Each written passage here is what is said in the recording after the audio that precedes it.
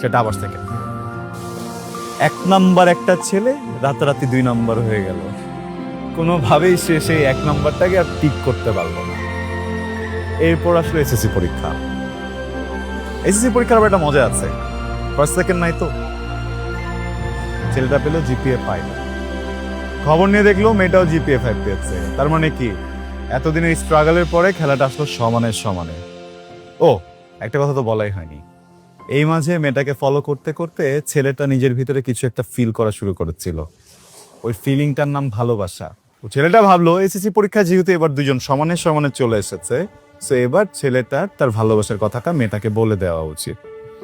ছেলেটা খুব প্রিপারেশন নিয়ে জমানো টাকা বের করে কিছু গিফটস কিনে, কিছু ফ্লাওয়ার্স কিনে চলে গেল মেয়েটাকে খুঁজতে।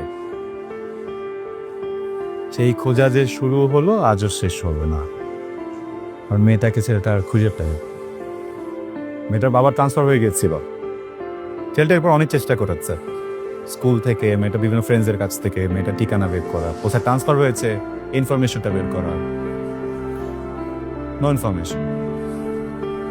দেখতে দেখতে অনেক বছর কেটে গেল। ছেলেটা ভেবেছিল মেয়েটাকে হয়তো আর কখনো কল্পনাতেও দেখবে না, কিন্তু ছেলেটা মেয়েটাকে দেখলো হাজার হাজার কিলোমিটার পার হয়ে এই দেশে। ছেলেটা ভেবেছিল এত ভালো স্টুডেন্ট ডেফিনেটলি ব্যাংকার হবে, বা ইঞ্জিনিয়ার হবে, বা ডক্টর হবে, কিন্তু মেয়েটা এগুলোর ভিতরে কোনো কিছুই হলো না। মেয়েটা কি হয়েছে জানো? লাভ মেকার।